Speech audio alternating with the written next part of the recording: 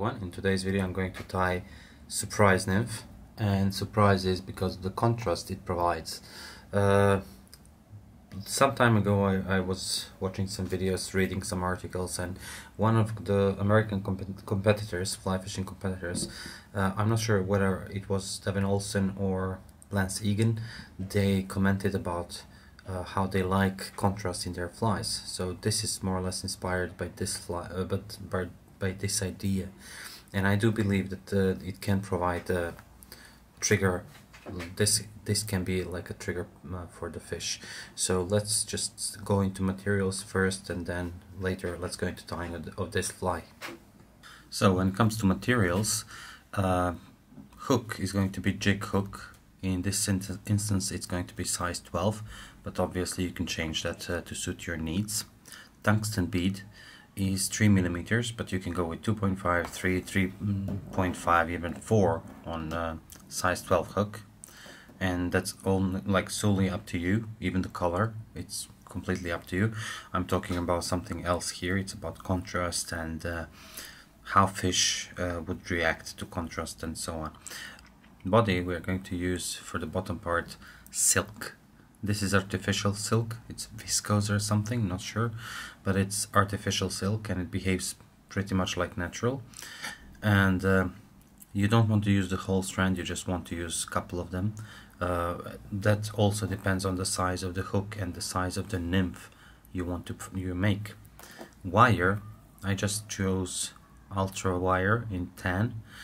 Again, a little bit of contrast, but it's not going to be as visible because peacock barb is a little bit more dense and it covers up pretty much all wire, especially if you, let's get to second material that we are going to use, and it's peacock. So these two barbs are from the same peacock feather, and these two barbs are from the same peacock feather, and obviously not all barbs are created equal. This one here is thinner, this one is wider. The wider one is closer to the peacock eye, feather, and this one is more close to the quill of the feather, so it's close to the quill. This is quill, and it's again up to you what you want to make. If you want more bulky nymph that looks more juicy, you should choose the wider. If you want more slender body, you should use thinner, and everything in between goes well as well. For the tail and for the legs, I'm going to use CDC feather, obviously, and I like it because of the movement it provides. Also, those small bubbles that can catch up to barbicels and barbills, they are also very good attractor because they give a little bit of shine. Peacock gives a little bit of shine, not so sure how much shine in the water. But then we have this UV diamond bright in bronze olive. Looks like peacock if you ask me, that's why I bought it. And it's amazing material for thorax. Nice fine dubbing. They call it UV because of this. You can see that there is some UV reflection. Let me just remove it from the bag so you can see it even better. There is some UV reflection inside. I don't know how much you can see it now, but it's quite good dubbing. But recently I was reading some articles about UV, and it seems that UV is only important for juvenile fish because they are the ones who see UV spectrum of the light. Adult fish apparently don't see as good as juvenile fish. So for the thorax, I'm going to use this dubbing mixed with CDC again, and that's going to be complete fly. Now, without any further ado, let's just hop into tying. So as I was saying, I'm going to use jig hook with 3 millimeter tungsten bead. Usually if I was fishing for trout, I would make this bead a little bit bigger compared to the hook size, but since I'm fishing very slow waters around me here and very slow rivers and not with your nymphing style, I need relatively small nymph, a small bead, and relatively light nymph. So hence the relatively small bead on this fly. For the thread, I forgot to mention that For the thread I'm going to use Nano Silk by Semperfli, and it's 30 denier. Color, I would prefer if I had some black, but I will color it, I will compensate it and color it later on. The reason why I'm using so thin thread is because this thread is almost, it doesn't add any buildup. I was trying to tie this fly with a 6/0 thread and it doesn't work as well, so I just switched to very thin thread. Okay, and since I'm not building any taper anywhere, this is going to be more than good for this fly. If I was about to make some taper, I would rather use, for example, UTC or something which can be flattened and which will give me more. It would be easier to work and build up some taper. Now for the tail, I'm going to use CDC, and for that you should use some like bad feather like this one, because you don't need good quality feather to create the tail. You just need a couple of barbs for the tail, because later on I will add some legs also from CDC, so it's not going to be so important. I'm gonna counter spin the bobbin colder so my thread jumps over the CDC here, so I can catch it easier. I'm not worried about these buttons here because I'll cover them later, and they can be compressed, smashed down without any bulk also. Okay, so I'm catching this until the end, and overall length of the hook or shank of the hook, it's up to you how long you want this tail. At this point I will add wire and the silk.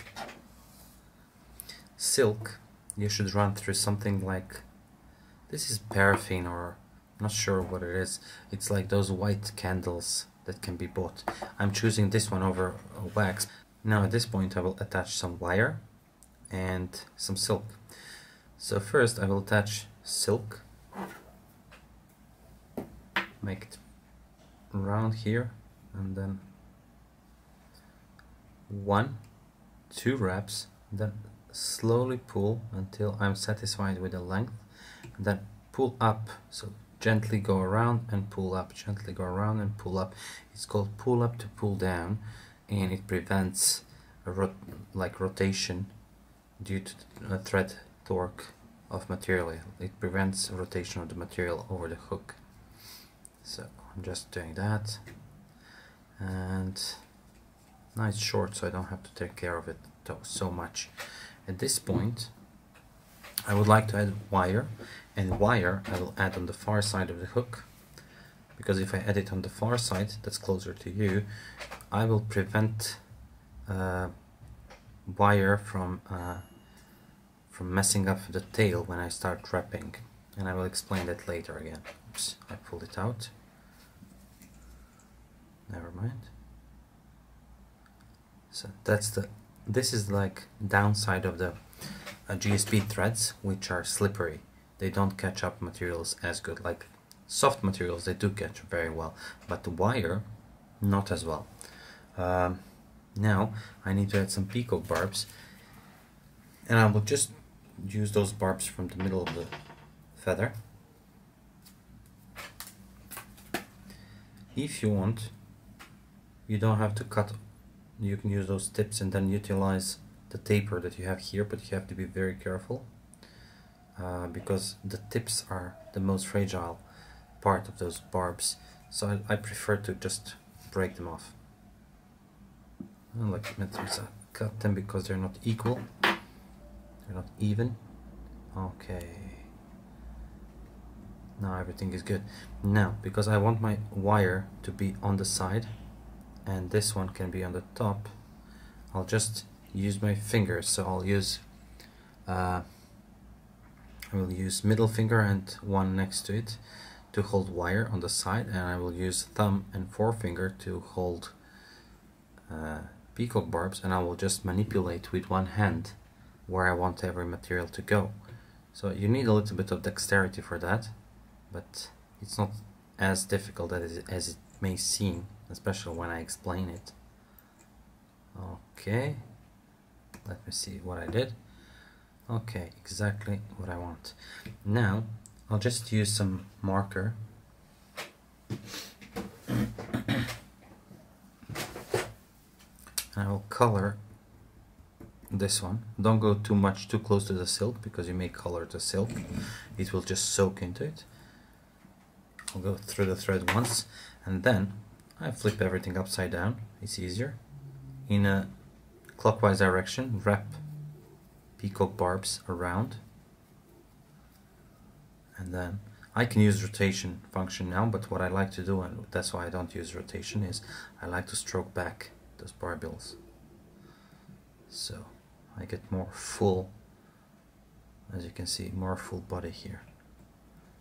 And I'll go almost whole length here. Let me see, where am I? Yeah, that's more or less okay. 1 and 2, that would be enough, and 2 in front to lock everything down. Now at this point you want to grab silk or viscose or whatever you have, and to pull all those fibers. If it's flat, it may go too flat, maybe you don't want it, so you can just twist it a little bit. Twist it a little bit, and then control how much you want it on the top, how wide you want it. 1, 2 wraps of thread. Now you can control even more. Tighten the silk, tighten the thread, whatever. It's up to you. Now there is a couple of scenarios over here. One is, let me just cut the excess. One scenario is that everything is tilted on one side, which you can correct easily by pushing it with wire.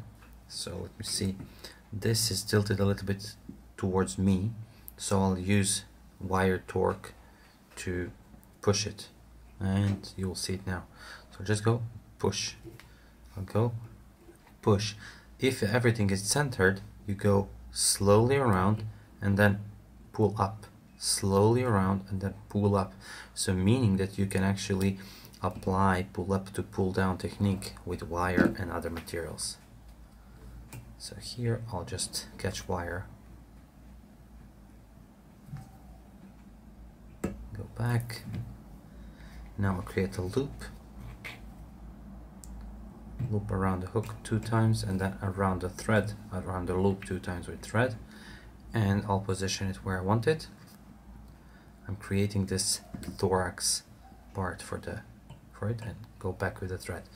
Now I'll insert my dubbing twister, which is quite heavy, and I love it for that, because it's heavy, and when you just put those together and you let it hang, it stays together, it pinches the materials well. That's why I love it. Now, okay, I can use this feather from the other side. I'll just pinch it with clip.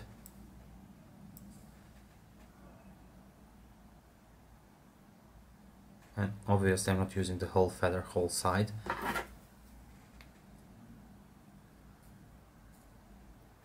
Okay, so just a little bit. So this is, as you can see, well, you can see it from this side, around 2 centimeters long. There are those lines that suggest that it's like 1, 2.5 centimeters. Well, it's empty here, so it's 2 centimeters long. At this point, I will add peacock dubbing, or whatever dubbing you prefer. It doesn't have to be peacock dubbing, it can be something else. Let me just pinch it out with this one, because it's quite a small space here, you don't need much dubbing for this, and you want to dub only one leg out of this dubbing loop. It's much better if you dub it thinner than thicker, because when you spin the thread and everything, the connection between the spun thread will be much stronger, and everything will hold much better. Let me just add a little bit more. I'm adding just like literally fiber by fiber. It's going to be relatively thin, and this is it.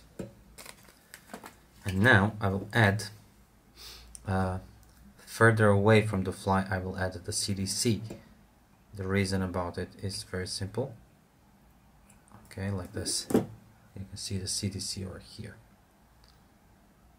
Now, because I want to cover up a little bit of hook with this dubbing only here. So I spin it very strong. Another reason why I'm using GSP thread here is because I can spin it super strong with this dubbing twister without breaking it. If you're using any regular thread, if you spin it as hard as I did now, and you pull, it's actually going to break often, not always, but often. Now let me just go a little bit backwards with this, and after each wrap, what I like to do, I pull on the dubbing. So I'm creating this part here, and then when I reach CDC, I just go to the front and do everything basically in the same spot here. Okay, pull those back, and as you can see, I don't have too many legs. I'll go around this thread, so I use my bobbin holder to go around the thread to secure it a little bit more. And now I can just snip off the loop. Yep. Color the thread, make a whip finish, and finish the fly. Now, I usually suggest that you guys flatten the thread before doing the whip finish, because flat thread won't break, while twisted thread, when you make whip finish, let me show you. So you start making whip finish and you let it slide down the bead so it doesn't catch any materials. And when you start pulling this now, because it's not twisted, it doesn't twist on itself here. If it was twisted, it would have twisted on itself and it would go into the knot, and when you pull tight, because there would be a little loop sticking out, you would actually break the knot and untie the fly. So that's very bad to happen at the end of the fly. That's why I'm using flattened thread. At this moment I can just cut it, and that's it. Now, as you can see, it's buggy looking fly, maybe too easy for tying for some people, but this is all you need to catch a fish. The reason why I'm tying flies is because I love it, not because I need all those different flies. I can catch fish probably with, I don't know, 5 different patterns, and that's it if I have enough sizes and weights. But it's just pleasure to make such a thing and catch a fish, and always hope that you will actually create a fly that will catch more fish than any other fly. So that's something that I always have in the back of my mind, but I never know. Like, so this is one of those flies that I know from the start it will catch fish. Contrast, a little bit of shine, movement with CDC. It has all the triggers necessary to catch a fish. So guys, thank you very much for watching. If you like this video, please give it a like, subscribe, and see you next week.